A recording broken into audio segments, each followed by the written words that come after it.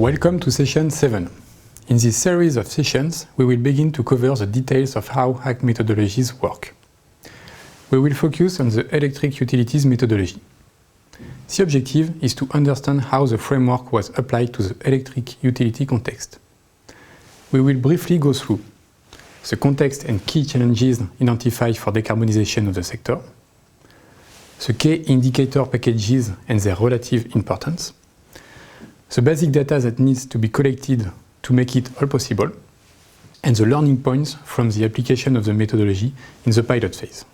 Electricity generation is one of the highest emitting sectors, responsible for 25% of GHG emissions worldwide.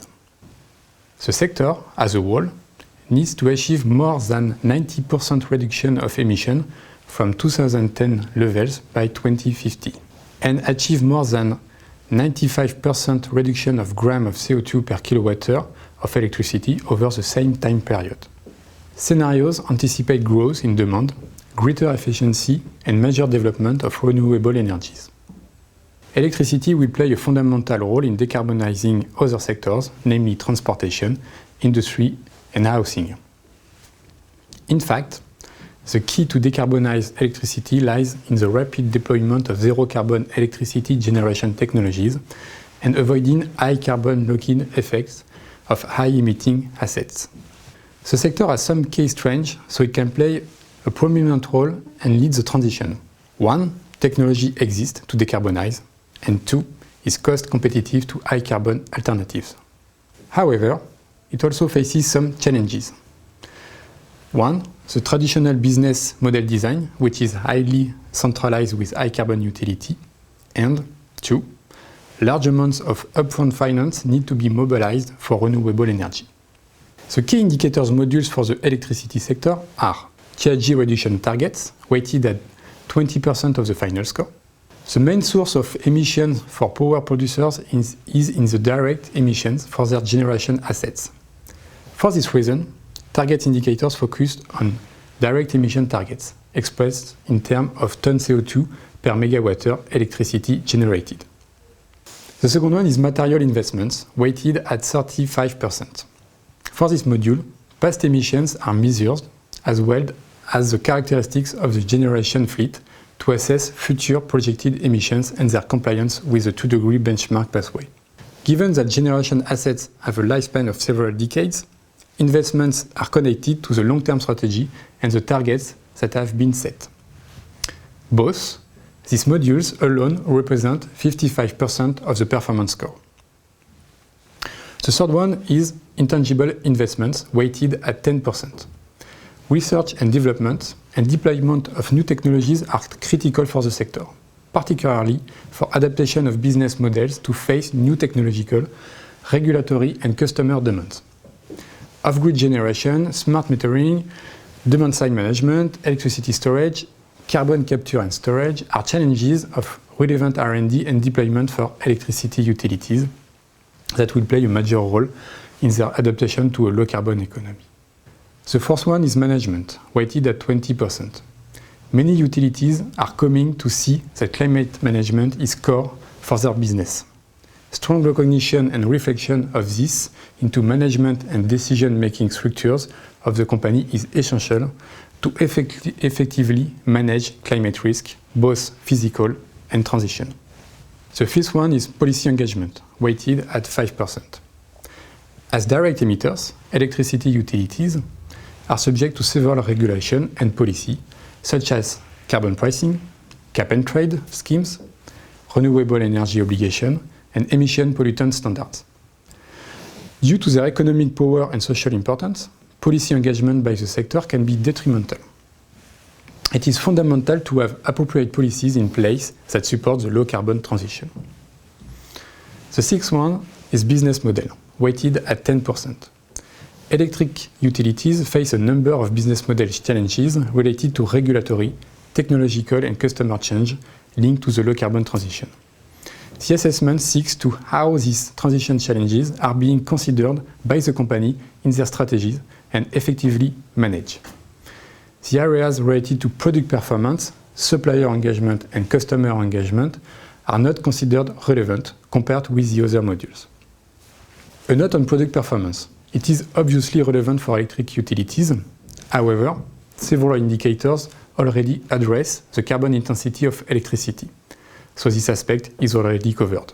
Data points that are collected specifically for the power generation sector include an exhaustive list of production assets, including in particular their capacity, production, lifespan, and the technology they use. R&D spending on climate change mitigation, focused either on new renewable generation technologies, GHG capture and storage, or smart grid technologies. And test of company strategy in using scenario analysis to take climate change into account. Beyond this, data is also collected on details on the highest levels of responsibility regarding climate change and their expertise, low carbon transition plan, details on the incentives related to low carbon transition, climate change scenario testing by the company, details on their engagement with trade associations, policy regarding these associations, and engagement with policymakers. And finally, business models in a low carbon economy. The learnings of applying the electricity utilities methodology to real electricity companies allowed us to learn the following lessons. 1.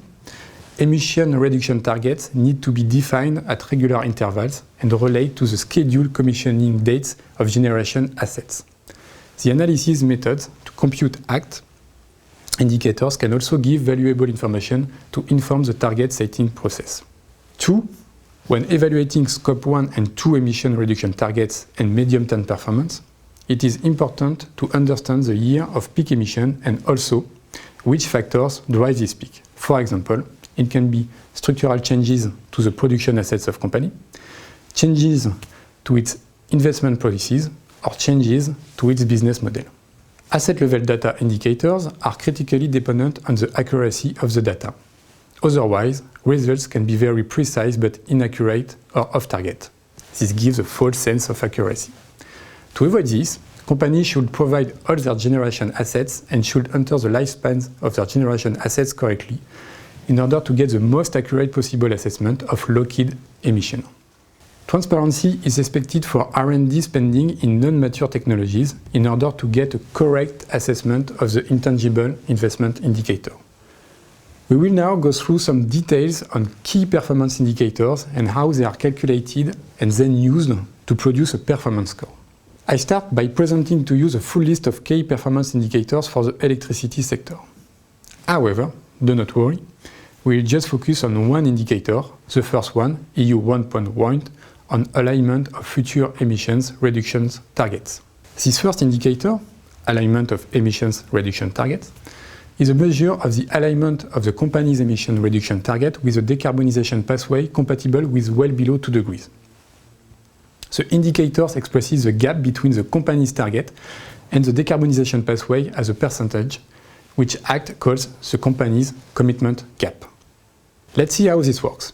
Imagine you have an electricity company which historically has a certain CO2 intensity in the production of its electricity as illustrated in this graph. The company then sets a target based on the 2015 base year of X% reduction. The sector average 2 degrees trajectory is shown by the blue line. It's a considerable reduction of the order of 95% to 2050. Based on the sector pathway, a company pathway can be created that starts in the base year 2015 and converges to the 2050 sector benchmark. This is the company-specific benchmark. We then measure the gap, 5 years after the last reporting year, between the company commitment and the company 2 degrees benchmark. This distance here, which I am calling A. But because we need to standardize the measurements across all companies and have an equal measuring system, we take another benchmark into consideration, the so-called business as usual pathway. This is what would have happened if company continued to operate exactly it did during the base year. We measure the distance B, the gap between the business as usual pathway and company benchmark. Finally, our score, which we call commitment gap, is given by A over B. Note that when company is on target, A equals to 0 and commitment gap equals to 0. While if the company has not done anything and plans to continue to operate as always, A equals to B, and you have a commitment gap of 1 or 100%. For the sake of this exercise, let us suppose that it is 1.2 or 20%.